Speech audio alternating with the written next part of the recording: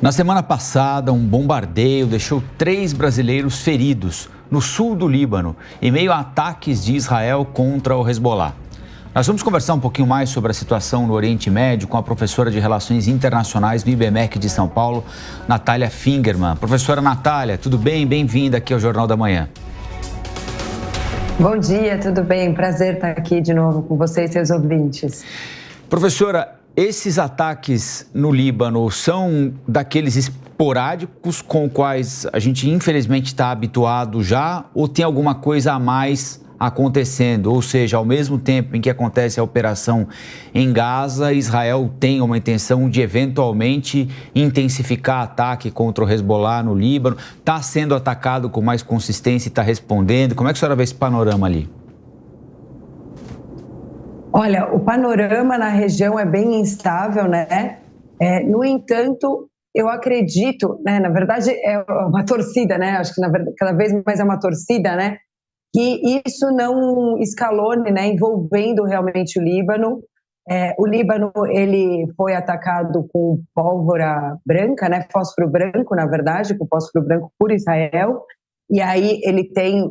O Líbano não, né? O Hezbollah tem aí cometido mais ataques, mas eu entendo que a situação entre o Hezbollah, né, e Israel deve se manter, pelo menos nesse momento, nesse grau, vamos dizer, né? Não deve ampliar mais, porque Israel está carecendo aí um pouco de apoio internacional. Então, eu não vejo como algo que vá escalonar, pelo menos no curto prazo. E, professor, agora vou perguntar ali em relação ao outro lado, né? Se cessar-fogo que ainda não existe em relação a Israel e Gaza, a visita de Blinken também pode ajudar ou não? Essa visita pode até mesmo gerar um outro entendimento em relação a ele estar tentando negociar, já que os mediadores ali, Egito e Catar, não estão conseguindo esse cessar-fogo. Olha, há uma ansiedade, né, do governo Biden de conseguir chegar num cessar-fogo. O Biden está prestes a competir as eleições agora nos Estados Unidos e muitos grupos, né, que apoiavam os democratas já declararam que não irão votar no Biden caso não chegue a uma resolução deste conflito. Então, acredito que a visita demonstra, né, essa vontade política do governo norte-americano de chegar a uma solução. Ele apresentou, né, um plano no dia 31 de maio, no qual, inclusive, o Brasil assinou, aderiu, que coloca 3 fases para a solução do conflito. Na segunda fase, com a participação dos Estados Unidos, Egito e Catar, tentando, né, assim, a primeira fase seria o cessar-fogo e a troca, né, de reféns israelenses e prisioneiros palestinos. Aparentemente, Israel tinha concordado com esse plano, né, o Hamas já apontou uma concordância com o plano. No entanto, logo depois a gente viu um ataque de Israel a uma escola na região de Gaza. Então, sempre fica ambígua, vamos dizer, a posição do governo de Netanyahu.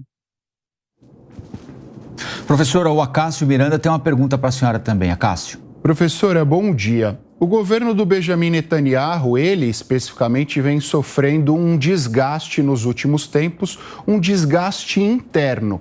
A manutenção desse conflito contribui para o fortalecimento dele, para que ele retome o poder que ele já teve em Israel? Ou a senhora entende que é exatamente o contrário? Isso acaba contribuindo para a fragilização dele perante os israelenses? Bom dia, Cássio, um prazer. Olha, eu acredito que o Netanyahu, a manutenção do conflito, em certa medida, mantém a sua popularidade com o grupo e faz com que ele não corra, né, o risco. Hoje o Netanyahu, ele corre o risco de ter, assim, a Corte Penal Internacional já acusou ele. Então, uma vez que ele está no cargo de primeiro-ministro, ele está mais amparado, né, para não sofrer nenhuma consequência internacional. Uma vez que ele saia desse cargo, a gente sabe que ele fica numa situação mais frágil. Agora, internamente, ele tem sim sofrido vamos dizer assim, uma desaprovação de parte da população, mas ainda há uma grande parte da população que mantém o seu apoio, né? Principalmente o grupo mais fundamentalista, né, judaico, que mantém o apoio ao seu governo.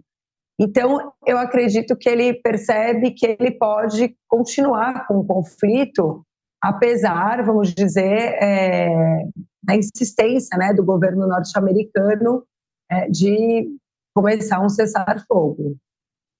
Agora, professora, tem aí uma tentativa internacional, não global, mas internacional, de impor algum constrangimento a Israel, né?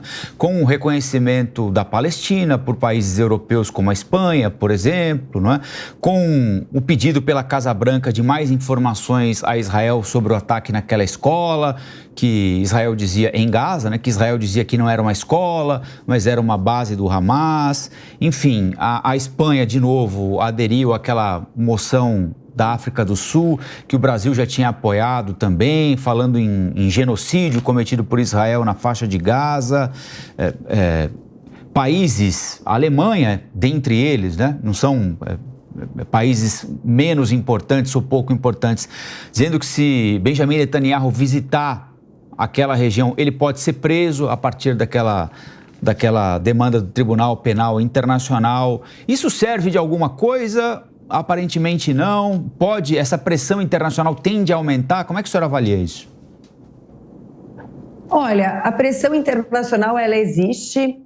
No entanto, a principal maneira, né, de conseguir fazer com que Israel cesse fogo e pare seria acabando com a ajuda militar a Israel. E o que a gente percebe é que, embora haja uma pressão dos órgãos de direitos humanos, das lideranças aí vinculadas às questões de direitos humanos, né, algumas delas têm se opondo claramente a Israel, ao governo de Israel, ainda Israel tem recebido um grande montante de ajuda militar, né? Então, enquanto a gente tiver porque Israel não fabrica muito daquilo que utiliza, né, no conflito.